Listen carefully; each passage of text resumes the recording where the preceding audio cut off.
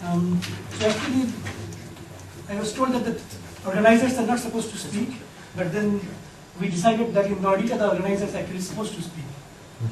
So, okay, so I will talk about the incoherent alpha shear dynamo, and it has been done with Axel. This was actually came out of one of our discussion meetings in Nordita, and so I should actually also thank all those people who took part in those discussion meetings. So the problem, the physical problem, is actually the following. So let's say we want to, so I guess the problem of large-scale dynamo is well known to almost everybody in the audience here. So we are actually trying to see how does large-scale magnetic fields develop in astrophysical context. And in the astrophysical context, a large-scale shear is almost always present. And in addition, what is also present is possibly helicity, and that may give rise to the alpha effect. So a typical dynamo, which goes back to Parker actually, is of the type of alpha shear dynamo, where the alpha effect and the shear feeds into each other to give rise to a dynamo. And the shear is almost constant in time, whereas in those time scales, the alpha effect does fluctuate. So here what we want to do is to look at the effect of fluctuations of the alpha effect. So there have been some recent simulations which gave more interesting input to this problem. So firstly, of course, one can set the mean alpha effect to 0 and then ask the question, what does fluctuating alpha effect do? Such simulations were done in 2005 by Axel. Then there was a paper in 2008 by Axel, Karl-Heinz Radler, Matthias Reiner and Petri. And there is also a paper from Sheikhochihin and Tarek Yusuf and some other people. And all of this actually gave us some interesting results. One of them being that if we have an alpha effect with fluctuations but 0 mean and a shear, then a dynamo does develop. But it's a dynamo not for the mean field, but the root mean square magnetic field. That's what is interesting.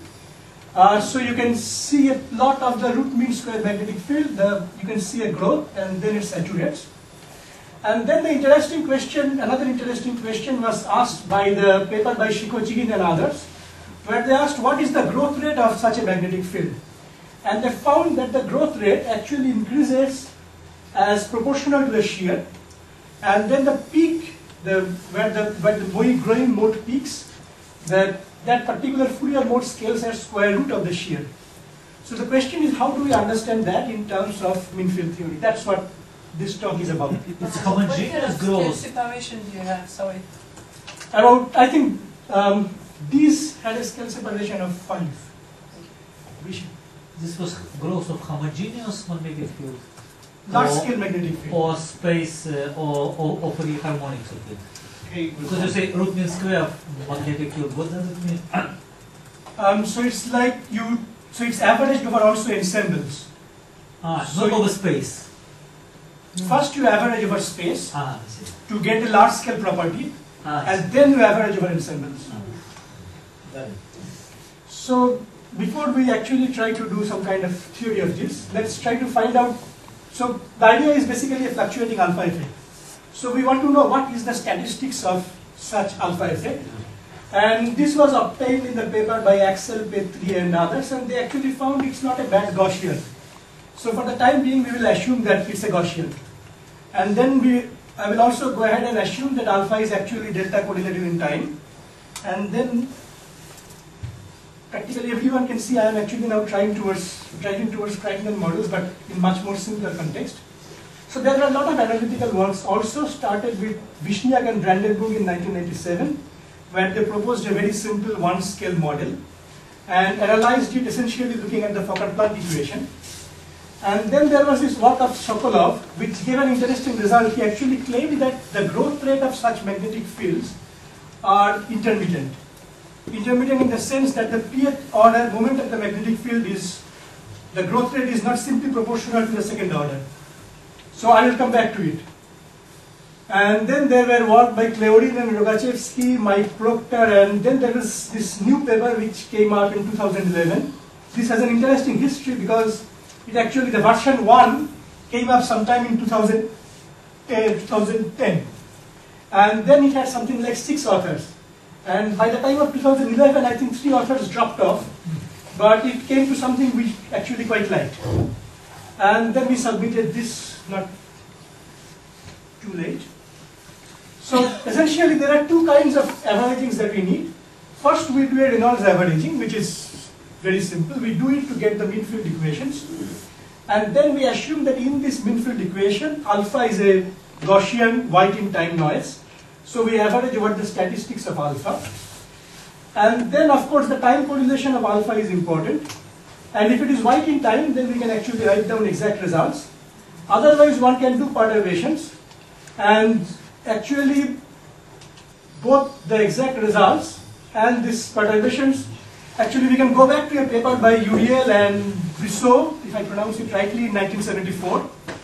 And there they actually amazing is correct. which is quite a compliment to me due to my French.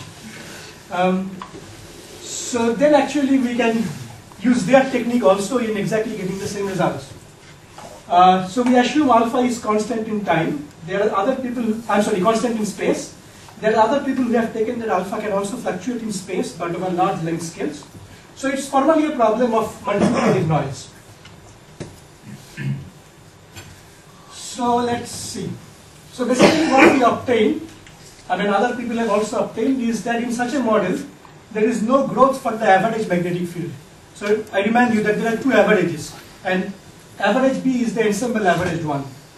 But the RMS B ensemble average does grow, and then we get actually the same result as the numerical simulations, and we also get the same scaling with the peak. And actually Proctor has got a different result which doesn't agree with the simulations either. And then we find out that the growing fields are actually also intermittent. Okay, so I guess we don't need to explain this so much. So we have actually assumed that the Reynolds averaging is done here by averaging over x and y coordinates. So we just have z coordinate, a one-dimensional problem. So there is dx and dy, alpha and magnetic diffusivity eta, both of them are 2 by 2 matrices, and there is a constant shear S, and I assume that alpha is delta correlated in time. I also assume, and this assumption can of course be relaxed in different cases, is that each component of alpha is fully correlated with itself and 0 correlated with everybody else. So I have a delta function in the indices. So the simplest model to do in this fashion is actually the model of Brandenburg and Vishniak in 1907. So there is just take the previous model and reduce it to 1 Fourier mode, it all becomes simpler. There is 1 alpha and eta 2 turbulent diffusivity and a constant shear. And then let us now try to construct various moments. So the first moment is just the average. The second moment is the square. And one can write closed equations. And the easiest way to obtain this closed equation is to just use Gaussian integration by parts. So that's what we do here. I guess this is just the product of alpha and b is averaged into alpha-alpha correlated and a functional derivative of b with respect to the alpha. And here are the functional derivative listed. The interesting part comes here. So now let us say we are doing it for we take the pth order correlator, and the matrix that determines its evolution is NP. So let's look at N1 and N2. Immediately you can see N1 has no growing mode. And then for N2, you can actually find out that the solutions of this eigenvalue problem are solutions of cubic equations. And it turns out that and we actually absorbing the pth order in a gamma p here. So the gamma 2 actually goes as s to the 2/3. Now you will note that there is no space in this model. So if we include space, then we can get better results. So including the space, we just now got over to Fourier modes. And then eigenvalues are again solutions of cubic equation. N1 doesn't show a growing mode, N2 does. And now let's look at the dispersion relation, which is a cubic equation. So now notice that there are 2 new things here, dyy and dxx. they are the two correlators, the correlators of alpha xx with itself and the correlators of alpha yy with itself. So now you might remember that there is alpha shear dynamo and there is also alpha squared dynamo. So in alpha shear dynamo you can actually ignore one part of alpha, you still get a dynamo. On the other hand, if you have the full alpha, you can actually ignore shear and you can still get a dynamo which is the alpha square variety. So for one case we can actually ignore dxx and then we still get a positive growth rate which involves only one alpha coefficient. And this is actually the 2/3 power that we have seen in the 0D model, which actually gives me a final growth rate which is proportional to the shears, which is exactly as in the numerical simulations. So far so good. We also get a Fourier mode whose scales as s to the half, which is also the same as what the numerical simulations see. So let's see. So how to interpret DNS results then?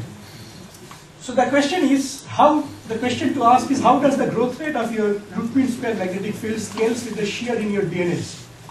So if it scales as the way the theory shows, it's probably a fluctuating alpha shear dynamo. If it is not, then there may be other effects playing out here. And one can actually see from the model we have that this has no oscillatory solution, so there is no dynamo waves. However, maybe if you include time correlation of alpha, it is possible to have oscillatory solutions. So this I can skip because I think we are not worrying about shear current effect here. And now let us look at what will be more interesting here, which is the higher order moments. So we construct C3 and C4, and then you see the dimension of the matrices are obviously increasing again.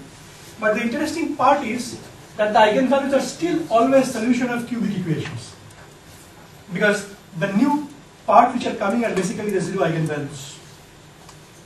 So if you actually now look at the eigenvalues in the complex plane, and let's say you plot the various order eigenvalues, you can see that they're all solution of cubic equations, so they come out as the square root of unity, and then they go out as you go to higher and higher orders. So it's basically higher order eigenvalues which goes unstable faster. Now from this you can actually calculate gamma 2, gamma 3, gamma 4, and now let us do some speculations. So you can actually take the part which is, so you can see there are some interesting numbers coming here. If you see s to the power 2/3, then there is a 4/8, there is 18/27, there is 84/64.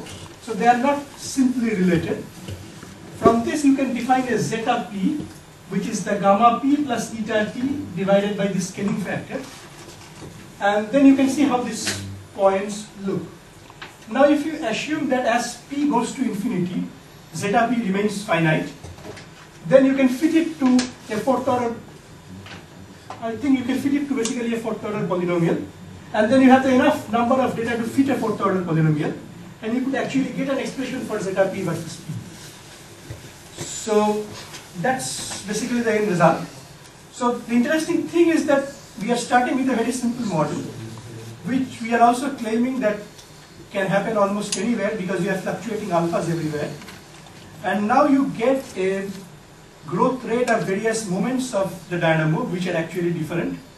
So you would expect that this in a way is a comment on the intermittency of large scale magnetic fields.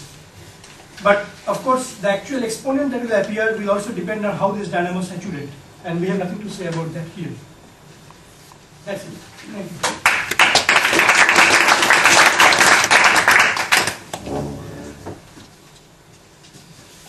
Okay. Do you know this two-third very much reminds you of this work of Turitsyn on... Yes, exactly. That's also this is the same two-third, yeah? Yes, the Turitsyn, and but there is a similar work for small-scale dynamo. It is by Chetkov and Vargasola. Yes. And that's a different exponent. I think that's half. Yeah, but there is also work on inertial particles which also give two-thirds. S always comes with two-thirds. Yes. Yeah.